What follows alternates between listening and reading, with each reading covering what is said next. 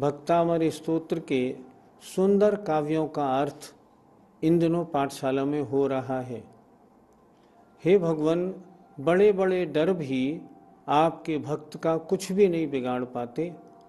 सब डरों से आपका भक्त आराम से पार हो जाता है। पिछली क्लास में हमने अग्नि संबंधी और सिंह संबंधी भय का वर्णन किया था। अब आइए आज काव्य नंबर 41 में हम सर्प संबंधी भय से कैसे निवारण होता है इस बारे में चर्चा करते हैं। रक्ते क्षणं समद कोकिल कंठ नीलम, रक्ते क्षणं समद कोकिल कंठ नीलम, क्रोधोद्धतं फणिनमोत्फणमापतन्तं, क्रोधोद्धतं फणिनमोत्फणमापतन्तम्, आक्रामते क्रमयुगेण निरस्तशङ्कस्, आक्रामति क्रमयुगेन निरस्तशङ्कस्, त्वन्नाम्नागदमनी हृदि यस्य पुंसः, नामनागदमनी हृदयस्य पुंसः, रक्ते क्षणं समद कोकिल कंठ नीलम, क्रोधोद्धतं फणिनमोत्फणमापतन्तम्, अक्रामते क्रमयुगे निरस्तशङ्कस्, त्वन्नाम्नागदमनी हृदि यस्य पुंसः। इस काव्य में आचार्य बता रहे हैं कि कैसा ही भयंकर सर्प ना हो, भगवान उस सर्प के सामने आ जाने पर भी जो आपका भक्त है न, उसे डर नहीं लगता। देखें, आइए पहले कड़े शब्दों का अर्थ देखते हैं। यस्य पुंसः, जिस पुरुष के हृदय माने हृदय में, रक्ते क्षणम लाल नेत्रों वाले, उत्फणम ऊपर को फन उठाए हुए, फणिनम सांप को, क्रम युगेण क्रम माने पैरों से, युगेण माने दोनों पैरों से, आक्रामती लांग जाता है। अब एक एक शब्द का अर्थ देखते हैं। सर्प की भयंकरता जैसे पिछले काव्यों में सिंह की, अग्नि की, हाथी की भयंकरता बताई थी, ऐसे ही सर्प कैसा भयंकर है उसके लिए आचार्य महाराज लिख रहे हैं। रक्ते क्षणम, क्षण कहते हैं नेत्रों को, जिसके लाल लाल आंखें हो रही हैं, गुस्से में तमतमा रहा है। रक्ते क्षणम मतलब लाल नेत्रों वाला। समद कोकिल कंठ नीलम, समद मद सहित मतवाली, कोयल के गले के समान नीला, अर्थात काला सर्प है, भयंकर। फिर देखें, मद सहित कोयल के गले के समान नीला, अर्थात काले रंग वाला। और क्रोधोद्धतम, क्रोध में चूर है, प्रचंड है, बड़ी गुस्सा आ रही है, तभी तो लिखा है रक्ते क्षणम क्रोधोद्धतम, क्रोध में प्रचंड है। और ऐसे फणिनम माने सर्प को, जो कैसा है, उत्फणम फण उठाए हुए है, आपतंतम सामने से आ रहा है, आपतंतम सामने से आ रहा है। ऐसे सर्प को, ये सर्प की भयंकरता का चित्रण इन दो पंक्तियों में हुआ। फिर एक बार देखें, सर्प कैसा है, लाल लाल नेत्रों वाला है, रक्ते क्षणम, और मतवाली कोयल के गले के समान नीला अर्थात काले रंग वाला है, काला सर्प है। और कैसा है? क्रोधोद्धतम, क्रोध के कारण प्रचंड, क्रोध में तमतमा रहा है। और उत्फणम, जिसने फण को ऊपर उठाए हुए है। आपतंतम, सामने से आ रहा है। ऐसे फणिनम, ऐसे सर्प को। आक्रामती, उलंघ जाता है। क्रम युगेण, दोनों पैरों से, क्रम माने पैर, युगेण माने दोनों, दोनों पैरों से। निरस्त शंकश, बिना किसी शंका के, अर्थात निडर, निर्भय होकर, दोनों पैरों से निर्भय होकर ऐसे सर्प को आक्रामती, फलांग जाता है। कौन? यस्य पुंसः, जिस पुरुष के, यस्य माने जिसके, पुंस माने पुरुष, जिस पुरुष के हृदय में आपके नाम रूपी नागदमनी होती है। नागदमनी, नाग को भी दमन करने वाली, ऐसी होती है नागदमनी। फिर नीचे वाली नीचे की दोनों पंक्तियां देखें। ऐसे सर्प को जिस पुरुष के हृदय में आपके नाम रूपी नागदमनी होती है, जो अपने हृदय में आपके नाम का स्मरण कर रहा होता है, ऐसे पुरुष, ऐसा पुरुष ऐसे सर्प को निरस्त संकश, शंका रहित होता हुआ अपने दोनों पैरों से आक्रामती, उलांग जाता है। उसे बिल्कुल रंच मात्र भी डर नहीं लगता। पंडित जी, ये नागदमनी क्या होती है? नागदमनी एक जड़ी बूटी होती है। किसी को कैसा ही भयंकर सर्प काट खाए, अगर नागदमनी घिसके लगाई जाती है तो उसका जहर उतर जाता है। यहाँ आचार्य मानतुंग महाराज ने नागदमनी शब्द का प्रयोग किया है भगवान के नाम स्मरण के लिए। जैसे नागदमनी जहर के सर्प के जहर को उतार देती है, उसी प्रकार भगवान आपकी नाम रूपी नागदमनी जिसके हृदय में है, ऐसा भक्त ऐसे सर्प को बिना डर के आराम से फलांग के निकल जाता है, अर्थात रंच मात्र भी नहीं डरता। पंडित जी, ऐसे सर्प को देख के भक्त को डर क्यों नहीं लगता? सम्यक दृष्टि जीव शरीर के नाश को अपना नाश नहीं मानता। मिथ्या दृष्टि शरीर के नाश को अपना नाश मानता है। तो कहीं भी अगर शरीर के नाश का प्रसंग आए तो वो थरथर कांपने लगता है। लेकिन सम्यक दृष्टि जीव को तो विश्वास है, मेरे पास, मेरे हृदय में भगवान के चरण हैं, मेरा कुछ भी नहीं बिगड़ता। सर्प कैसा भी हो, उसका मुझे कोई नुकसान नहीं हो सकता। कारण ये भी है ना कि वो 7 भयों से मुक्त होता है। इसलिए सम्यक दृष्टि जीवों को या भगवान के भक्तों को कैसा ही सर्प हो, उसका डर नहीं लगता। क्या कभी ऐसा प्रसंग हुआ है क्या भगवान के भक्त को सर्प का भय नहीं लगा हो? आप सभी छात्रों ने विशापहार स्तोत्र तो पढ़ा ही है। आपको मालूम है विशापहार स्तोत्र कब किया गया, इसका प्रारंभ क्यों किया गया? देखिए, सेठ धनंजय के बेटे को सर्प ने काट खाया था। उनकी पत्नी ने सेठ जी को घर पे बुलाया। सेठ जी अपने भगवान की भक्ति में लीन थे। वो जानते थे कि भगवान के भक्त पर संकट नहीं आया करते।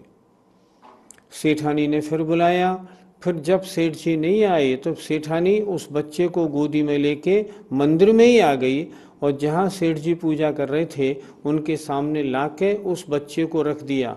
तुम अपनी पूजा में लगे हो और मेरा बच्चा मरा जा रहा है, देखो इसको सर्प ने काट खाया है। लेकिन सेठ बिल्कुल भी, सेठ धनंजय रंच मात्र भी विचलित नहीं हुए। उन्होंने तो उल्टा सुंदर काव्य बना डाला और ऐसा काव्य बनाया और ऐसा पाठ किया कि उस बच्चे का जहर ही उतर गया। ये तो विशापहार स्तोत्र में आप लोगों को मालूम है। विशापहारम मणिमौषधानीम मंत्रम समुद्दिश्य रसायनम च भ्राम्यन्तहो न त्वमिति स्मरन्ति पर्याय नामानि तवैव तानि। उन्होंने कहा, भगवान कभी किसी को सर्प काट जाए तो मणि औषधि आदि का लोग प्रयोग करते हैं, लेकिन वे जानते नहीं कि आपके नाम से बड़ी कोई औषधि है ही नहीं। और कहते हैं उन्होंने जब ये काव्य बनाया तो उस बच्चे का जहर उतर गया और बच्चा उठ के चलने लगा। आप लोगों ने सोमा सती की कथा सुनी होगी। सोमा सती की कथा पौराणिक है। सेठ धनंजय की कथा तो अभी 12वीं-13वीं शताब्दी की है। सोमा सती का प्रसंग भी यही था। उनकी सास ने एक घड़े में एक सर्प को लाके रखा। सोमा को मालूम था कि मामला गड़बड़ है, फिर भी सास ने कहा, सोमा इसमें से फूलमाला निकालो। उसने हाथ डाल के उस सर्प को निकाला, प्रभु का नाम स्मरण करते हुए। क्या हुआ? वो सांप जो था ना, फूलमाला बन गया। सोमा से कहा, जो है तू सतीशील विशाला, तो कुंभ से निकाल भला नाग जुकाला। उसने निकाला काला नाग और माला बन गया।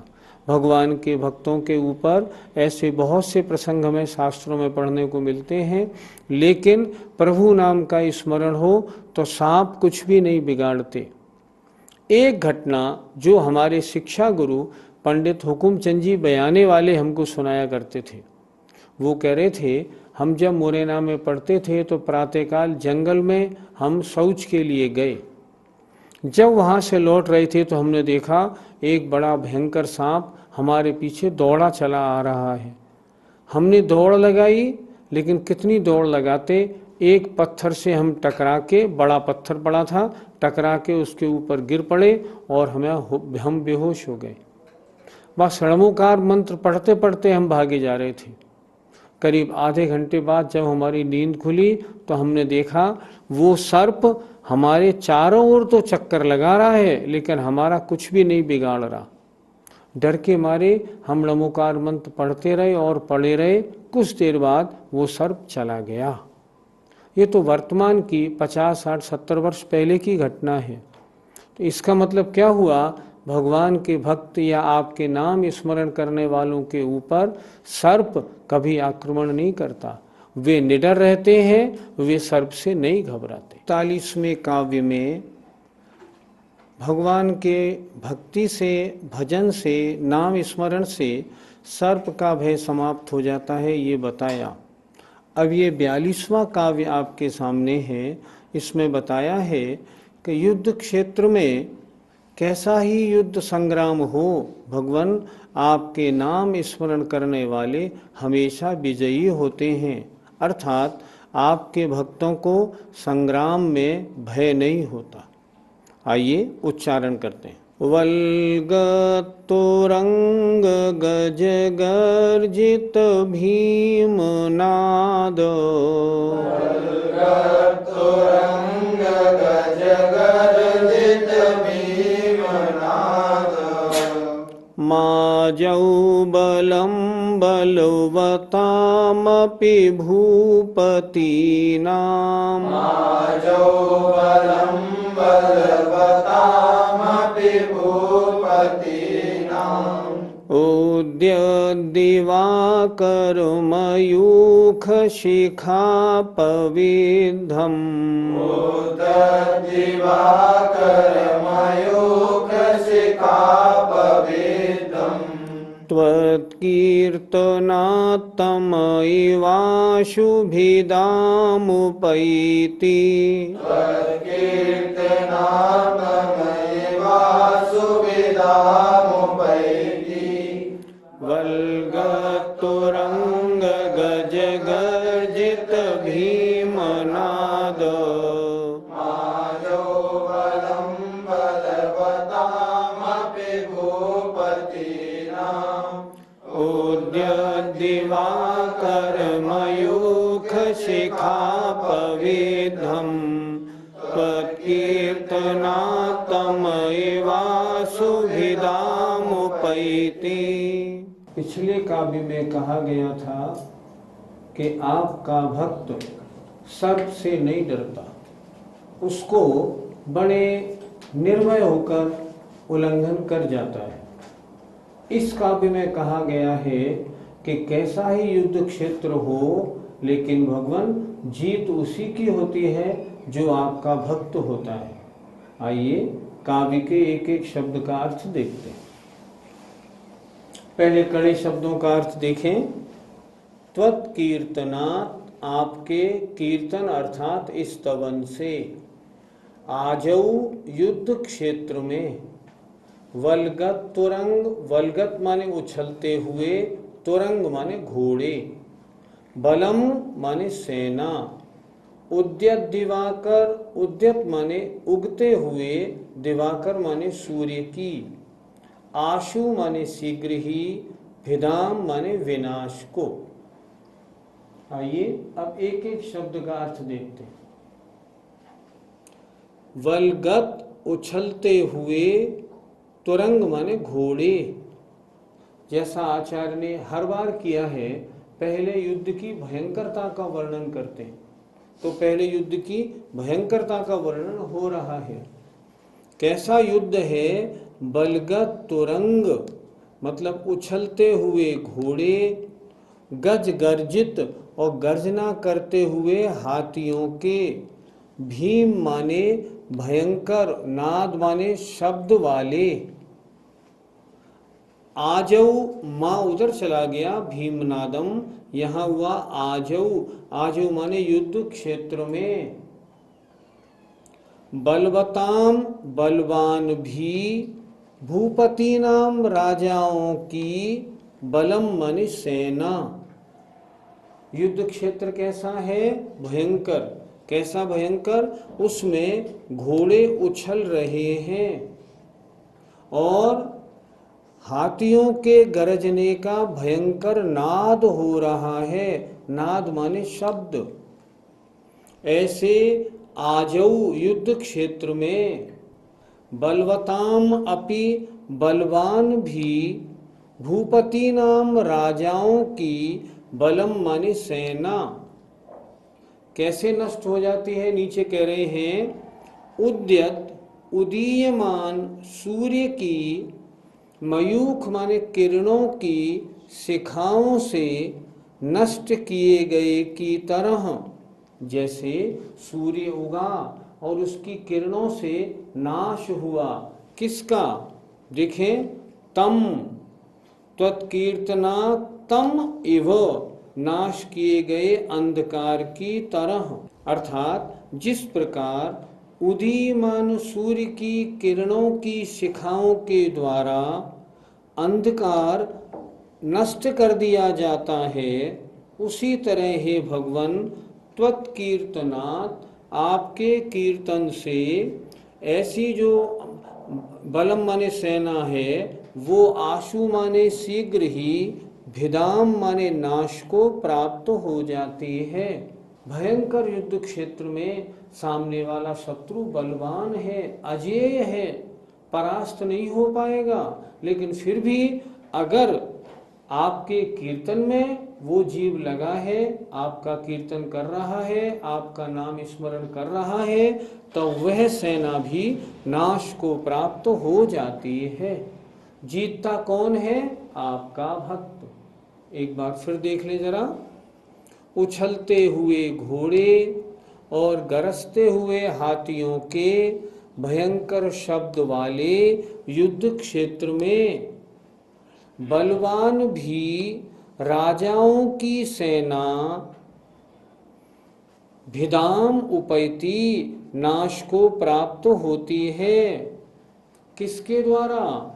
जैसे उदाहरण दे रहे हैं, उदीयमान सूर्य की किरणों के द्वारा, किरणों की शिखाओं से नष्ट कर दिए गए तम की तरह, अंधकार की तरह।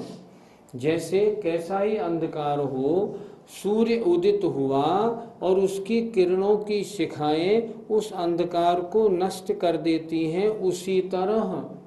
कौन नष्ट करता है ऐसी सेना को? त्वत्कीर्तनात्, आपके कीर्तन के द्वारा ऐसी सेना विधाम उपैति, नाश को प्राप्त हो जाती है। भगवान आपके नाम स्मरण करने वाले, जिन्होंने अपने हृदय में आपके चरणों को विराजमान कर रखा है, ऐसे भक्तों को कोई नहीं जीतता, विजय उन्हीं की होती है। पंडित जी, भक्त के आगे ऐसी सेना क्यों नहीं टिक पाती? युद्ध में हारता कौन है? जिसके पास कम सेना होती है? नहीं, हारता वो है जिसके पाप कर्मों का उदय होता है। जिसके पुण्य कर्म का उदय है, चाहे उसकी सेना कम हो, हमेशा जीतता है। जो आपके नाम का स्मरण करने वाला भक्त है, पुण्यशाली है, सम्यक दृष्टि है, वो कभी किसी से हारेगा क्या? नहीं, वो नहीं हारता, उसकी तो जीत ही होगी। कभी भी ऐसे संकट आएंगे तो उसने जो पुण्य कमाया है वो पुण्य उदय में आएगा और ऐसे संकटों से वो पार लगेगा, जीत उसी की होगी। पंडित जी, इस काव्य से संबंधित क्या कोई उदाहरण मिलता है? पद्म पुराण में इससे संबंधित एक बड़ा अच्छा उदाहरण शायद आप लोग जानते हो।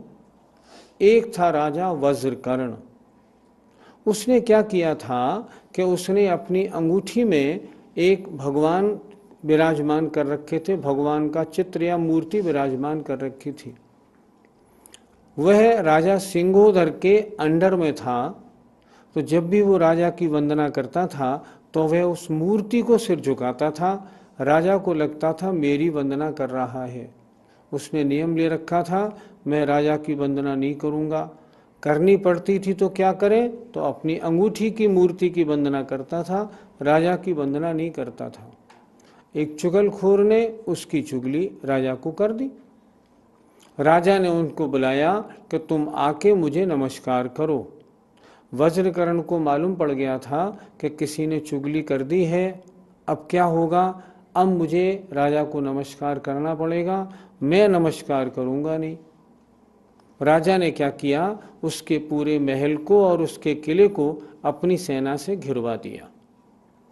वज्रकर्ण ने क्या किया, वज्रकर्ण के पास तो एक ही चीज़ थी, प्रभु स्मरण। भगवान, मैं अपने नियम के पालन में लगा हूँ, जो आपकी इच्छा हो वो करो।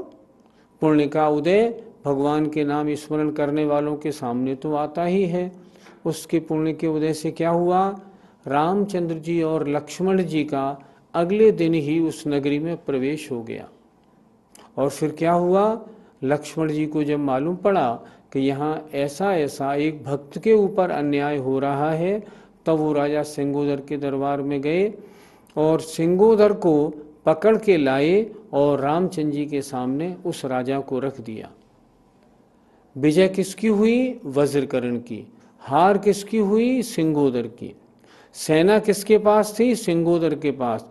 वज्रकर्ण के पास तो कुछ भी नहीं था, लेकिन वज्रकर्ण के पास महान सेना थी, भगवान की भक्ति की, भगवान के नाम स्मरण की। और उसका नतीजा क्या हुआ कि वो जीता और सिंगोदर हारा।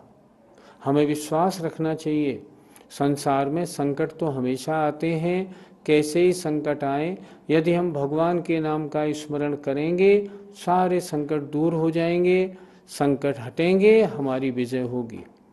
इसी अभिप्राय से यहाँ मानतुंग महाराज ने इन काव्यों की रचना की है और इसमें भक्ति से क्या क्या हो सकता है इसको दिखाया है। अब और भयों के बारे में चर्चा अगले एपिसोड्स में करेंगे। समय आपका हुआ। जय जिनेंद्र।